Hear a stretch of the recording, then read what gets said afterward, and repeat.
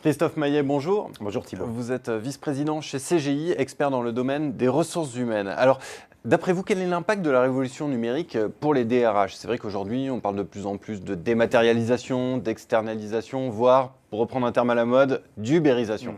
Là, d'entrée, j'ai un petit problème parce que là, on est un peu dans un exercice de parole d'expert. Et pour moi, la révolution numérique, c'est justement la fin de l'expert avec des solutions définitives, clés en main, une réponse à toutes les questions, une connaissance académique accumulée par quelques personnes, de la verticalité, de la hiérarchie des personnes et des valeurs. Tout ça, pour moi, avec la révolution numérique, c'est terminé. Ce qui prime aujourd'hui et demain dans l'entreprise, je pense, c'est l'expérience, la collaboration, l'horizontale. Donc du coup, ce n'est pas la vérité, c'est plutôt l'erreur. Et ça, effectivement, c'est un terme qui n'existe pas pour l'expert. Alors, une fois que j'ai dit ça, c'est vrai que, alors qu'on lit parfois que 2 DRH sur 3 n'ont pas achevé la révolution numérique, moi, je dis qu'il y en a 3 sur 3 qui ne l'ont pas commencé. Mais alors, d'accord, on comprend bien, mais concrètement, ça signifie quoi? Alors, les exemples sont très nombreux, hein, des cas dans l'entreprise. Les salariés pourraient publier leurs commentaires sur les formations du catalogue, les recommander, les noter, pour avoir la même démarche vis-à-vis des candidats, en temps réel, pendant le processus de recrutement. Il y a des outils qui permettent ça d'ailleurs aujourd'hui, mais les DRH le permettent beaucoup moins. Et au point où on en est, alors donnez-moi 1 ou 2 ans avant que ça ne devienne le b.a.-ba du métier, on va noter les managers, on va noter les directeurs, on va noter la stratégie. Et ça, c'est que le début, parce que là, aujourd'hui, vous savez, la rémunération, elle est confidentielle. Pour moi, demain, ça ne sera pas le cas. Et d'ailleurs, demain, les collaborateurs de l'entreprise, ça ne sera pas que les salariés, et on aura préoccupation au niveau de la DRH de gérer aussi la totalité de l'écosystème. Enfin, bref, les DRH, ils entrent aujourd'hui dans une ère dont ils n'ont ni la clé, ni la carte, et c'est comme s'ils découvraient le monde. Mais alors, j'ai vraiment envie de vous poser cette question. Est-ce qu'on a besoin encore aujourd'hui d'une fonction RH? Eh bien oui, plus que jamais. Ça, c'est la bonne nouvelle, mais surtout d'une bonne fonction RH. Alors, effectivement, on peut continuer dans les grandes entreprises à tourner avec le même effectif encore quelques années et laisser filer les nouvelles générations vers les startups.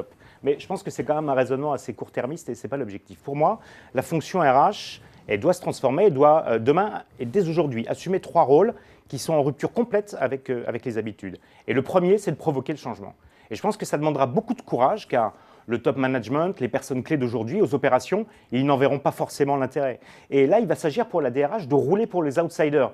Et voilà, il faut le dire, la DRH, elle n'a pas l'habitude de rouler pour les outsiders. Donc, premier rôle, provoquer le changement. Oui. Et le deuxième rôle, c'est de conférer l'agilité. Aujourd'hui, les collaborateurs sont confrontés, vous, moi, à une obsolescence accélérée. Les technologies, les pratiques, les usages, les besoins, ils évoluent en permanence, il y a des nouveautés tous les jours et c'est très difficile pour les êtres humains de digérer un petit peu toute cette information et toute cette remise en cause permanente pour avoir le même niveau d'employabilité.